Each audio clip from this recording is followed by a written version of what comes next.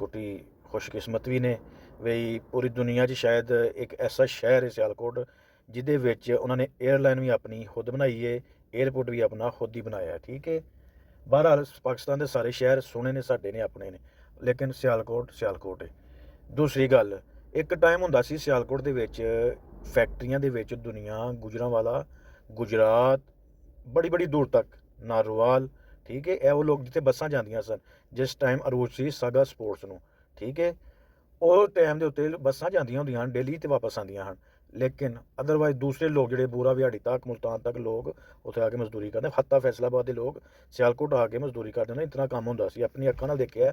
ਉਸਮਾਨ ਡਾਰ ਹਰਾਂ ਦੀ factory VIP leather field, ਜਿਹਨੂੰ ਮਤਲਬ VIP factory ਜਿਹੜੀ ਬਣਾਉਂਦੇ ਨੇ ਜੈਕਟਾਂ, ਔਰ ਲੈਦਰ ਫੀਲਡ ਚੀਮਾ ਬਰਾਦਰਾਂ ਦੀ। ਠੀਕ ਹੈ, ਚੀਮਾ ਬਰਾਦਰਾਂ ਦੀ ਲੈਦਰ ਫੀਲਡ ਜਿਹੜੀ ਨਾ ਇਹ ਬੜੀ ਦੁਨੀਆ 'ਚ ਮਸ਼ਹੂਰ ਸੀ। ਉਸ ਤੋਂ ਬਾਅਦ ਸਿਆਲਕੋਟ ਦੀ ਇੱਕ ਫੈਕਟਰੀ ਸੀ ਹੰਸਾ, ਮੈਂ ਅਗਰ ਗਲਤ ਨਹੀਂ ਤੇ ਹੰਸਾ ਏਸ਼ੀਆ 'ਚ ਸ਼ਾਇਦ 2 ਕਿ 5 ਸਾਲ ਅਵਾਰਡ ਲੈਂਦੇ ਰਹੀ ਹੈ, ਹਰ ਸਾਲ ਨੰਬਰ 1 ਦਾ ਪੂਰੇ ਏਸ਼ੀਆ ਦੇ ਵਿੱਚ ਨੰਬਰ 1 ਹੁੰਦੀ ਹੰਸਾ।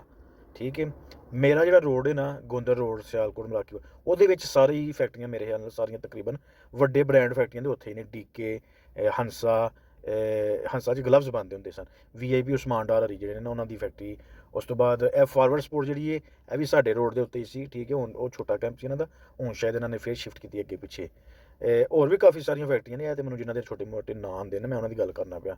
ਹੁਣ ਉਹ ਫੈਕਟਰੀਆਂ ਤਕਰੀਬਨ ਬੰਦ ਹੋ ਚੁੱਕੀਆਂ ਨੇ, ਬਹੁਤ ਘਟ ਗਿਆ ਕੰਮ। ਇੱਕ ਟਾਈਮ ਸੀ ਉੱਥੇ 2-2 ਹਜ਼ਾਰ ਬੰਦਾ ਫੈਕਟਰੀ ਦੇ ਵਿੱਚ, ਹਜ਼ਾਰ ਬੰਦਾ ਇੱਕ ਟਾਈਮ ਦੇ ਨਿਕਲਦੇ, ਦੁਨੀਆ ਵੇਖ ਕੇ ਹੈਰਾਨ। ਅਸੀਂ ਲੋਕ ਹੈਰਾਨ ਹੋ ਜਾਂਦੇ ਹਾਂ ਇੰਨੇ ਲੋਕ ਇੱਥੇ ਕੰਮ ਕਰਨੇ ਵੇ। ਤੇ ਅੱਲਾ ਕਰੇ ਯਾਰ, ਦੁਆ ਕਰੋ ਸਾਡੇ ਮੁਲਕ ਦੇ ਉੱਤੇ, ਸਾਡੇ ਸ਼ਹਿਰ ਦੇ ਉੱਤੇ ਉਹ ਅਰੂਜ ਦੁਬਾਰਾ ਵਾਪਸ ਆਵੇ ਔਰ ਰੌਣਕਾਂ ਬਹਾਲ ਹੋਣ। ਸਿਆਲਕੋਟ ਤਰੱਕੀ ਕਰੇ, ਸਾਡਾ ਮੁਲਕ ਪਾਕਿਸਤਾਨ ਤਰੱਕੀ ਕਰੇ, ਪਾਕਿਸਤਾਨ ਦੇ ਵਿੱਚ ਅਮਨ ਹੋਵੇ, ਅਸੀਂ ਹਰ ਬੰਦਾ ਇੱਕ ਦੂਸਰੇ ਦੀ ਇੱਜ਼ਤ ਕਰੇ। ਠੀਕ ਹੈ, ਇਹ ਚੀਜ਼ਾਂ ਦੁਆ ਕਰੋ ਵਤਨ ਦੇ ਵਿੱਚ ਫਿਰ ਦੁਬਾਰਾ ਵਾਪਸ ਆਉਣ, ਹਰ ਬੰਦਾ ਖੁਸ਼ ਹੋਵੇ, ਖੁਸ਼ਹਾਲ ਹੋਵੇ। ਸਲਾਮ ਅਲੈਕੁਮ। ਵੀਡੀਓ ਪਸੰਦ ਆਏ ਤਾਂ ਲਾਈਕ ਕਰਿਓ ਤੇ ਅੱਗੇ ਵੀਡੀਓ